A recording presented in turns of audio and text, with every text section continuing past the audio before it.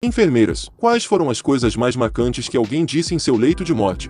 Cerca de 2 minutos antes de minha avó falecer, ela teve clareza. Ela sofria de demência grave há anos. Ela abriu os olhos e disse: encontrei Jack, meu avô que morreu 8 anos antes. Ela disse que eles estavam em um baile com seus amigos. Então ela disse: eu tenho que ir. Ele me chamou para dançar. Então ela se foi. Trabalho em uma casa de repouso e uma coisa que me chamou a atenção foi: meus filhos me deixaram aqui para morrer. Que isso não aconteça com você, filho. Teve um paciente gritando: eles estão vindo me pegar, e pedindo ajuda. Ele morreu pouco depois. Não era uma enfermeira, mas quando meu tio-avô estava em seu leito de morte, ele disse à enfermeira: ei, você pode me fazer um favor e pegar as chaves do meu carro? Estou pronto para ir. A enfermeira foi buscar as chaves e ele morreu antes que ela voltasse com elas. Pouco antes de minha avó morrer, sua frequência cardíaca disparou para 220. Quando o monitor começou a soar todos os tipos de alarmes, ela gritou: eu deveria parar de respirar agora. Não uma enfermeira, mas minha mãe, tio e tia disseram que quando seu avô morreu, ele continuou dizendo às pessoas para expulsar aquela cadela careca da sala. Quando perguntavam quem, ele dizia: aquela de chale preto, ela fica batendo na janela. Não havia ninguém lá, obviamente. Eles acham que ele viu o ceifador ou algo assim.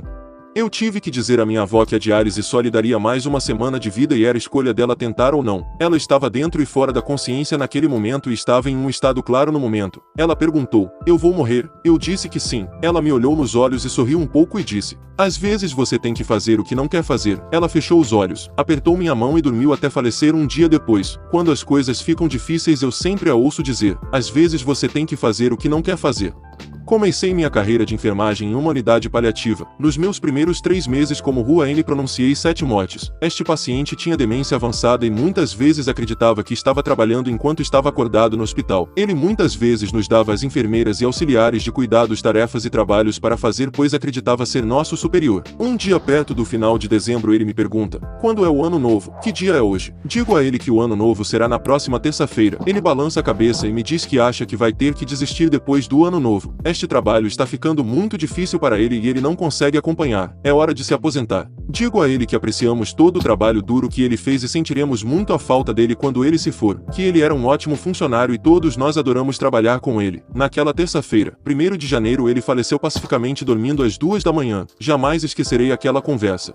Eu trabalhava em uma casa de repouso e muitas pessoas que estavam morrendo viam seus cônjuges que haviam falecido antes deles. Uma velhinha adorável disse que seu marido estava na sala e quando eu disse a ela que estava tudo bem em ir com ele, ela disse: oh meu Deus, não, eu odeio ele, estou com medo dele, e começou a chorar. Tudo o que eu podia fazer era segurar sua mão e dizer a ela que eu mandaria embora. Ela faleceu pouco depois disso com um sorriso no rosto. Espero que ele não estivesse lá para ela. As últimas palavras do meu tio-avô antes de falecer foram: é o que é. Eu sei que é muito comum, mas me pego dizendo isso bastante hoje em dia. É o que é. Muitas luas atrás, quando eu era estudante de enfermagem, um homem de 40 anos estava deitado em seu leito de morte por câncer terminal, sua esposa soluçando deitada na cama ao lado dele. Ele olhou para sua esposa, usando a última gota de energia que tinha para gentilmente enxugar suas lágrimas e acariciar seu rosto. Ele tirou a máscara de oxigênio e disse: não se preocupe, amor, não tenha medo, é só a morte, e faleceu pouco depois. Não uma enfermeira, era um IMT na unidade 911 que recebeu uma ligação sobre um atropelamento. Os policiais chegaram primeiro ao local. A área da cidade em que eu trabalhava era áspera. Um cara e sua namorada brigaram no estacionamento. Acabou com o cara atropelando sua namorada e depois recuando sobre ela. Escusado será dizer que ela não estava indo bem e seus sinais vitais estavam afundando. Nós a carregamos com um bombeiro e um policial se juntaram a nós na parte de trás da plataforma. Ela continuou murmurando: diga para minha mãe, por favor, diga a minha mãe. E naturalmente percebi que era ela nos pedindo para avisar a sua mãe que ela estava machucada. O hospital cuida disso e eu tirei isso da minha mente bem rápido enquanto estávamos trabalhando com ela. Ela faleceu antes de chegarmos. Eles não a recuperaram. Minha parceira estava terminando a papelada e nos viramos para devolver a carteira à equipe. A enfermeira de plantão que eu conhecia muito bem estava lendo um pedaço de papel sujo. Ela parecia enojada. Quando perguntei o que estava acontecendo, ela simplesmente colocou a papelada de lado. Era uma carta que foi recolhida perto de sua bolsa no local. Ela havia sido aceita em uma faculdade. Percebi então que na ambulância ela estava nos pedindo para contar à mãe que ela havia entrado na faculdade. Essa é uma tristeza profunda que nunca esqueci.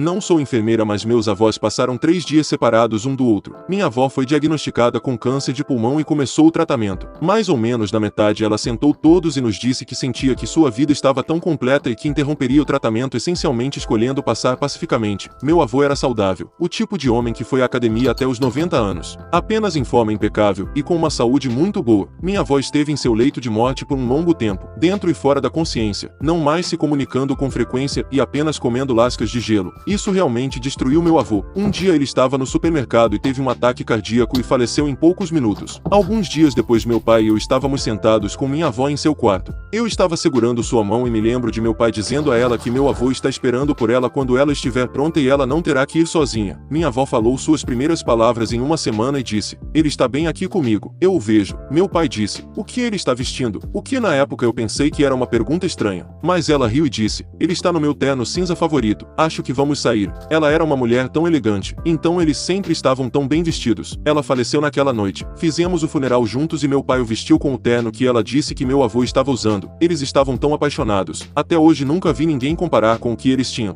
Uma parte de mim sente que meu avô morreu de coração partido, mas também sabia que ela precisava dele em sua próxima jornada. Me despedaça toda vez que penso em suas últimas palavras. Sei que estão felizes e juntos. Eu sinto tanto a falta deles. O mundo é um pouco mais escuro sem eles.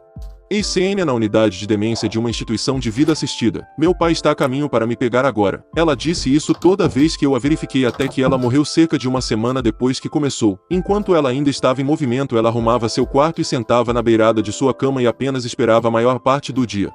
Não uma enfermeira, mas meu avô foi colocado em uma casa de repouso 24 horas por dia, 7 dias por semana com Parkinson grave. Minha mãe e minha avó passaram 4 anos basicamente cuidando dele constantemente e precisavam de uma pausa por algumas semanas, embora o visitassem todos os dias em turnos. Eu fui um dia sozinho e ele me olhou direto nos olhos e disse: "Eu preciso que você me leve para casa para que eu possa morrer. Eu não posso fazer isso aqui." Tentei dizer tudo o que podia para as enfermeiras e minha família para levá-lo para casa sem dizer o que ele me disse. 24 horas depois ele estava morrendo. Ele olhou para mim e disse: "Não deixe isso te incomodar." E morreu. Ainda me incomoda.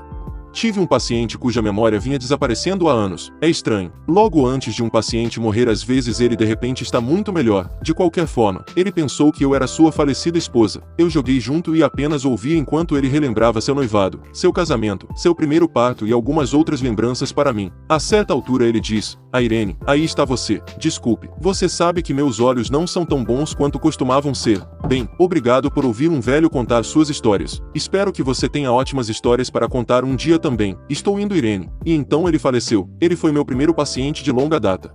Então isso aconteceu alguns anos atrás. Tínhamos um ex-gangue que estava morrendo de câncer e ele confessou que foi o assassino da gangue por muitos anos. Ele queria confessar tudo e mostrar à polícia onde os corpos estão enterrados. Ele teria um encerramento sabendo que as famílias sobreviventes de suas vítimas descobrem onde estão enterradas. Tivemos que envolver a equipe jurídica do hospital porque não tínhamos políticas para lidar com isso. Policiais se envolveram e o cara confessou tudo o que ele fez décadas atrás.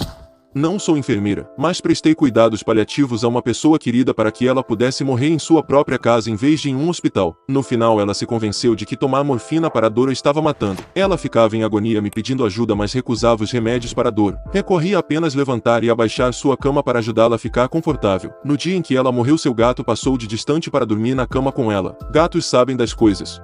Eu estou assustado. Senhor idoso piora da insuficiência cardíaca congestiva, incapacitado e sua esposa o colocou no hospício. Ele era apenas medidas de conforto. Eu estava no posto de enfermagem e pude ouvi-lo começar a ofegar por ar. Entrei no quarto e ele estava lutando para respirar. Coloquei meu estetoscópio nas costas dele, mas já sabia o que estava acontecendo. Seus pulmões estavam cheios de líquido. Sentei-o na cama e ele olhou para mim. Olhos bem abertos, cabeça ligeiramente inclinada para trás. A expressão facial era de pânico total. Eu estou assustado. Imediatamente depois que ele disse as palavras, sua máscara de oxigênio começou a se encher de espuma espumosa rosa-vermelha, escorrendo pelo rosto e pingando em seu vestido. Ele estava morto em poucos minutos e tudo que eu podia fazer era observá-lo. Eu nunca vou esquecer o rosto dele. Tivemos um paciente jovem anos atrás. Ela tinha um histórico de uso de substâncias intravenosas. Ficou sóbria há alguns meses, mas desenvolveu endocardite, infecção de seu coração e tinha vegetação em suas válvulas, bem como insuficiência cardíaca grave por agulhas sujas. Ela precisava de meses de antibióticos e então seria elegível para receber um VAD. dispositivo de assistência ventricular, máquina para controlar seu coração e possivelmente fazer a ponte para um transplante depois de ficar sóbria por tempo suficiente. Ela já estava na unidade há mais de um mês. Ela era quieta, doce e reservada, mas sempre grata por seu cuidado. Ela não tinha apoio social. Sua mãe foi quem lhe deu as substâncias pela primeira vez e ela não teve contato com ninguém em sua vida, exceto com uma amiga que vinha uma vez por semana para ver como ela estava. Em seu aniversário de 24 anos demos-lhe um cupcake e cantamos seu feliz aniversário. Penduramos um banner no quarto dela e lhe demos alguns seus presentinhos, algumas brincadeiras para brincar no hospital e livros de colorir para adultos. Ela agradeceu, mas não demonstrou muita emoção. Ela estava sempre quieta e não tínhamos certeza de como ela se sentia na época. Naquele dia em seu aniversário ela teve uma parada cardíaca e morreu. Passamos 45 minutos tentando recuperá-la. A amiga dela veio buscar suas coisas e nos mostrou a mensagem que ela lhe enviou naquele dia. Tinha uma foto do cupcake. Presentes. A faixa dizia: "Eu amo minhas enfermeiras. Não sei como dizer a elas, mas elas são a melhor família que já tive." Ela nos contou no final. Eu nunca vou esquecê-la. Chorei durante todo o resto do meu turno da noite. Gostou dos relatos? Então deixe seu like no vídeo, inscreva-se no canal para mais relatos e clique no vídeo que vai aparecer agora.